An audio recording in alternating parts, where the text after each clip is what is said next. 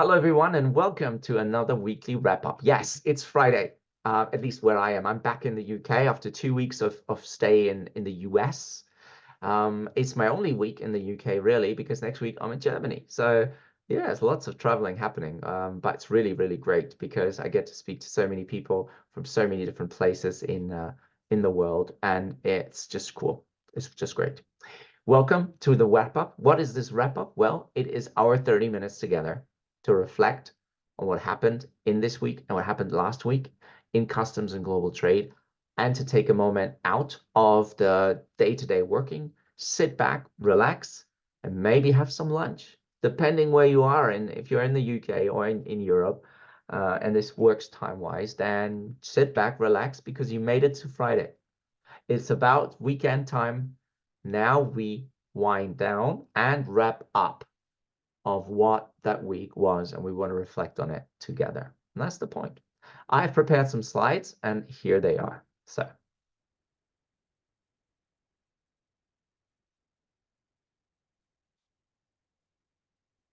now, as always, these slides are available for you to download, and the link is in the description down below. So just make sure you download this PowerPoint presentation because it has all the links that you need if you want to find out more. If you want this presentation to be faster and in your inbox, www.customsmanager.info, you leave your email address, and then I'm going to send you stuff on Monday, midweek, and end of the week. And that's it. And then that is perfect for your compliance and verification activity today. So what's this wrap up? Well, as I've already explained, it's our opportunity to sit back, relax, and just think about what happened last week in customs, what happened in export controls, and across sanctions. It's free for anyone to join. Registration is required every time. It's a bit annoying, I know, but hey. And then we're going to record this and we're going to put it on YouTube. So you might watch this post-event on YouTube. Hi, nice to see you wherever you're joining us from. And the slides, as I said, are available for you to download. So these slides right here, you can get. Happens at noon in the UK, 1 Brussels time, 7 if you're in the East Coast, 4 if you're on the Pacific. So it's an early start. I did it last week and the week before. It's early, I tell you. If you want to book your participation in next week's wrap up, then you go to this address, you find this symbol, you click on it, and then with a few little clicks, you're there.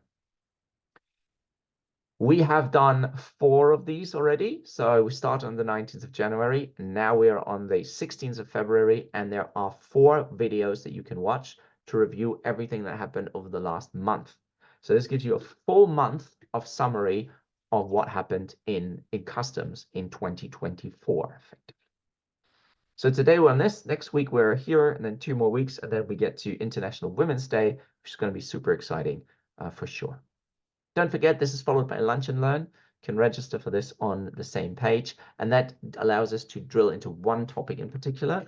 And today's topic is gonna be on, that's it, Russia's war in Ukraine, 2 years on. We're gonna have an overview of the EU and the US sanctions, and 2 due diligence tips, and that's gonna happen right after this session. And you can check this out as well and book for that as well.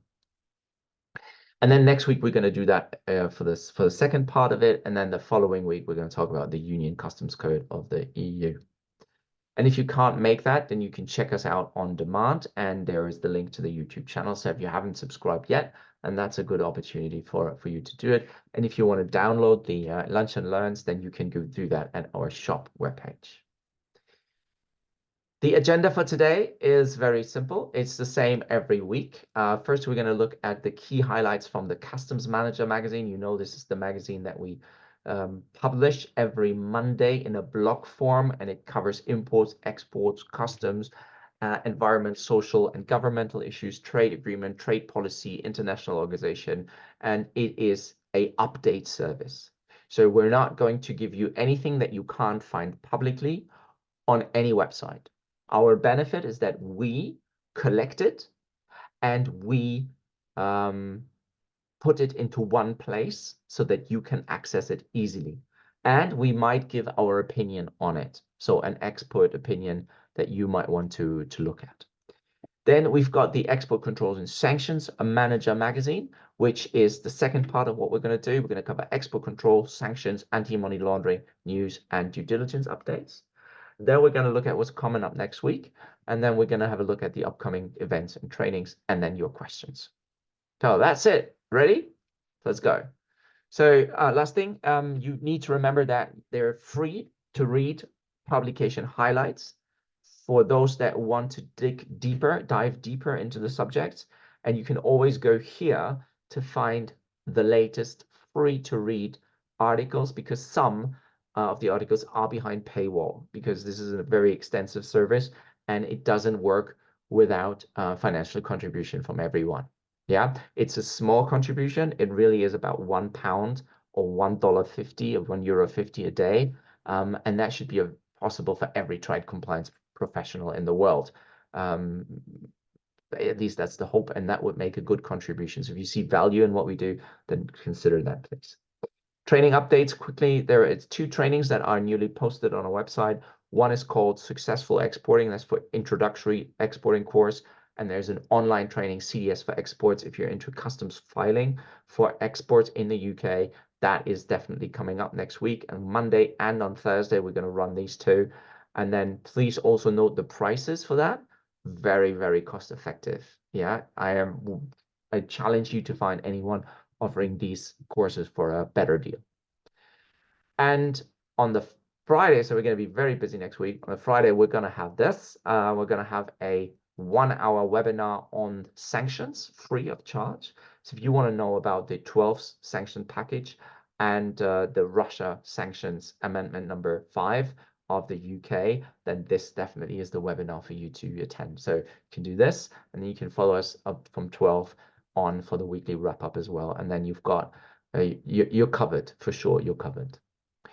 And then the following week is the briefing. So the WTO meets in Abu Dhabi for the ministerial, the MC13, and we're going to have daily briefings. They're only 30 minutes long, but this is a complex matter. So if you want to understand what happens at the WTO, what's decided, then please do consider subscribing for those. We plan to have guests that come and explain what happens. It's the biggest event in world trade this year, so you should try to make it. If you can't travel to Abu Dhabi, you can join us. We'll be in Abu Dhabi, and we'll be able to tell you what's going on and meet with people that are there and or watching from afar, because most of these sessions are to a certain degree there's a lot of coverage. So we'll keep you posted. And if you want the lowdown in 30 minutes, then please join us for these. Final point, then I start for real. International Women's Day, 8th of March, 1 hour. Got already guest speakers secured. You'll hear about all of that next week. And just be there. It is inspirational. It is so cool. And you can hear about how to make a successful career in customs and global trade. And you'll hear from those women that made it big in customs and export control. And you'll have really inspiring stories. So there's lots of surprises, and we're going to extend that to 1 hour. So there'll be no weekly wrap up. It'll be an hour of celebrations. So you should be there.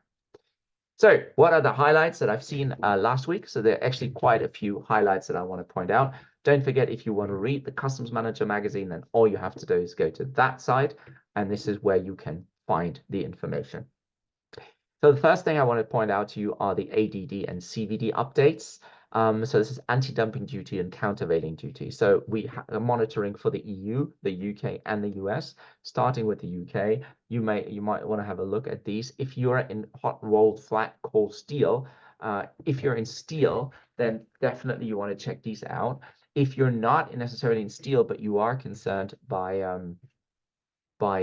ADD CVD updates in the EU, then you look to the right, and there are 2 things I want to point out. Number 1 is the brand new ADD guide from the European Union, and you can click on these links here. So download the presentation, then click on the links, or simply access the Customs Manager magazine. And this is where you will find the information on this new guide on how to make an anti-dumping duty complaint. And the next, if you're into steel again, then you are very concerned by the EU steel safeguard measures, and they might be extended. So that can be a blessing or a curse, depending on how you look at it. But if they're going to be extended, then that means there is more for you to learn about tariff quotas and etc. and how to use them if you want to import into the EU without paying the additional 25% of customs duty. So if you want to know more about this at any time, you can reach out to me at info@customs-manager.org or book a call on customs-manager.org as well. The US, you should also look at the recent case announcements. There are quite a lot, and you can see them here. It's China, China, China, but there's also some Vietnam and Mexico. And what's always fascinating to me are the cases. So they publish legal proceedings in anti-dumping duty, illegal operations, or where people import it without paying the anti-dumping duty or try to get around it. And there is a ADD evasion case on Chinese lightweight thermal paper. And just reading this is fascinating. The things people come up with to avoid anti-dumping duty is pretty special. And it is important for those dealing with the products affected that you are up to date with what's happening and also how the authorities enforce this. CBAM. People are very interested in CBAM. I wouldn't know why. Well, there's not a lot to say from CBAM this week, except that the list of national competent authorities has been updated. But I shamelessly plug the next training, which is on the 1st of March, 4 hours, you, me, CBAM, what's not to love? So this one's interesting because it's not actually an update. It is a discussion. It's one I found on LinkedIn. So as you know, we don't only look at policy governments, new stuff, but also we look through LinkedIn because there's a lot of good information coming from LinkedIn, a lot of support we can draw from LinkedIn on a compliant basis. And here's one from Manuel Koch, who's in Germany, and he has posted something really, really interesting on the customs tariff number, and we've translated it. We say thank you to Manuel for putting it out there publicly in the domain, and I think you should read that. It's in German, but we've translated it into English, and it is really good discussion on customs tariff number, important or unimportant. So go do check that out. From the US, from a customs point of view, we should point out that the new trade news has come out. Really interested to see what CBP has been up to. Do check out the CBP Section 321 e-commerce initiative if you're in e-commerce. Take a look at the fight against counterfeit goods, right? So this is still a very important part of customs. Luxury goods and smuggling is still very, very big. And here is the Chinese transparent jewelry books cargo. You should check out these cases. It's astounding what people have come up with when we come to illicit crime, how people are involved with that. I should mention that there was no update to the latest US Customs decision and bulletins document, and there's quite a lot of information on the cargo system messaging services. So if you're in the US, certainly that's what you want to be looking at. That's what I would recommend you focus on reviewing. Turning to ESG, environmental, social, and governmental, there's lots to report.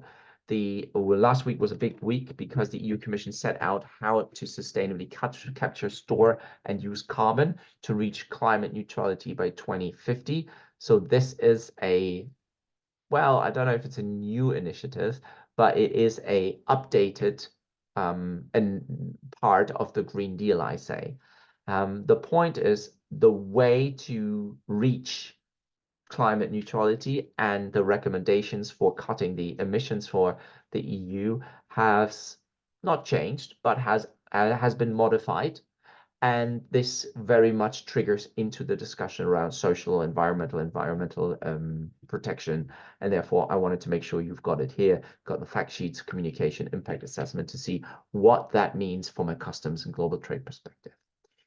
On to ESG for forced labor. So here is something on new guidance and transparency for forced labor. Online resources have been updated. That's important for those in the EU and the UK as well, because there's forced labor legislation, at least in the EU, and that's going to come in. So we do want to make sure we are aware of how UFLPA works.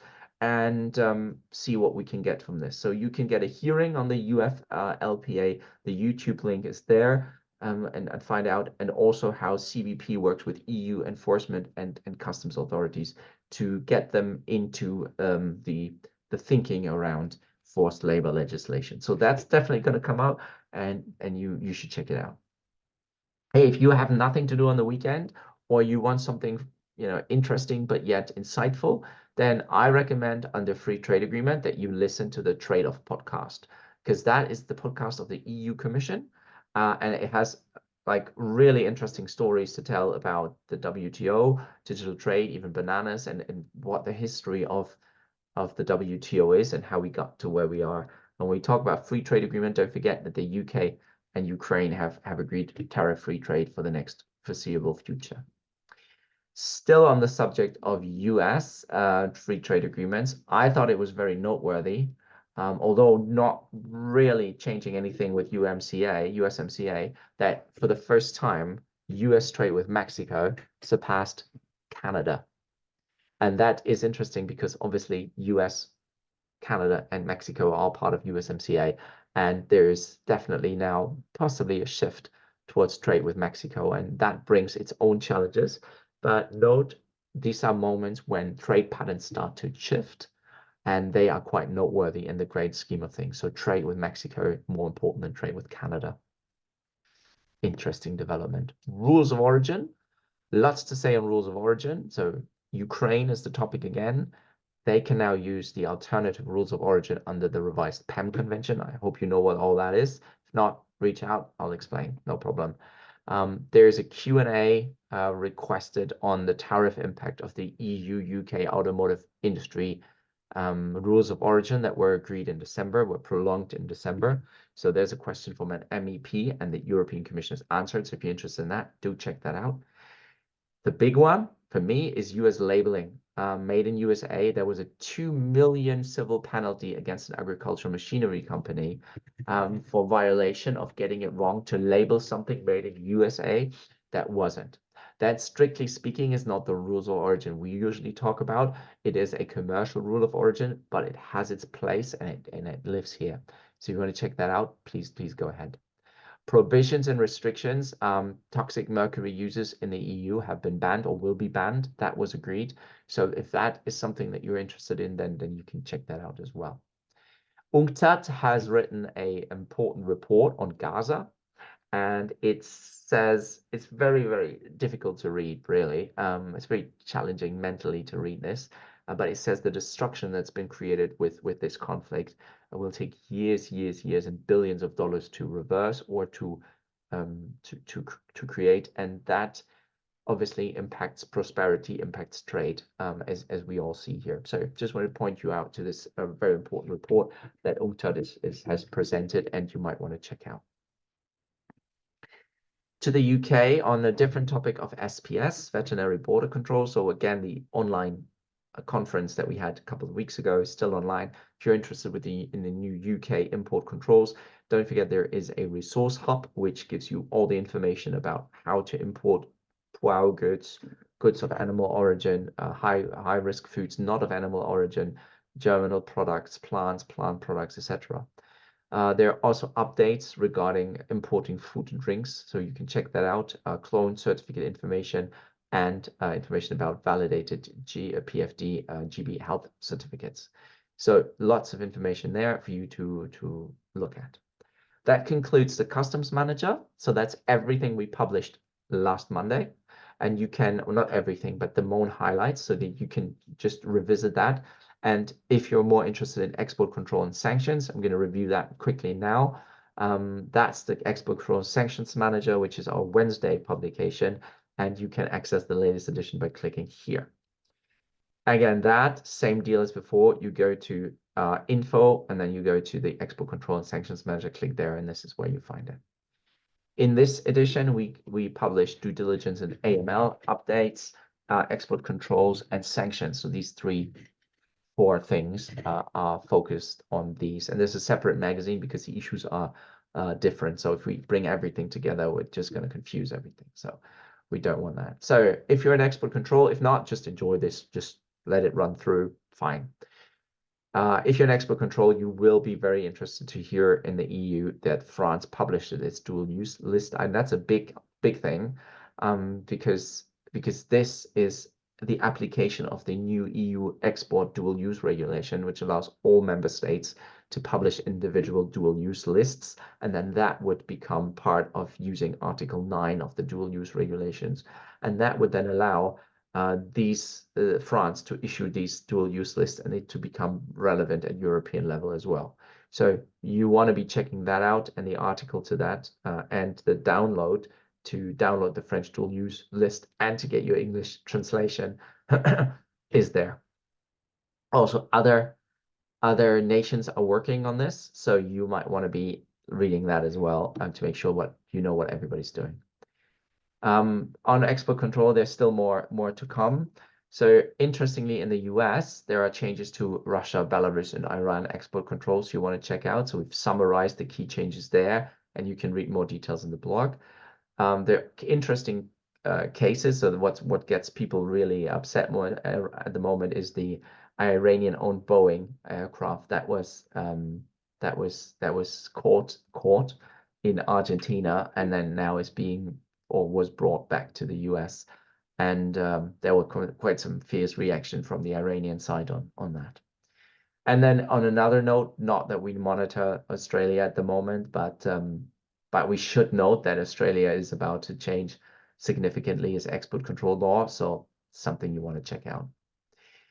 As regards sanctions, the updates on sanctions as they're working on the 13th sanctions package, there are demands on central banks of Russia's that the assets are split. So you can read all about that. Then there's more rules on limiting or accelerating on sanctions for or limiting money transfers to Russia or to certain companies that facilitate trade with Russia. So circumvention is a big topic here. But onto the UK, the changes with OFSI. So if you're reading the sanctions or reading about the sanctions, there are ways that will be different, but it is more of a IT change rather than anything else. It's not substantial. But what is substantial are the various sanctions guidance that were published by OFSI, and you can see them here, and they're all interlinked, so you can just click on them and then get them. There's so much sanctions guidance now that you want to go through. I've read them and it took me a long time, but they're very, very helpful. And not only for the UK, but also for the EU. They're obviously written for the UK, but if you know this, mutatis mutandis, you can apply this in the EU and the US and wherever you have these sanctions imposed. The general principles you can almost reasonably assume are similar, careful what I say here, similar to what they are in your country.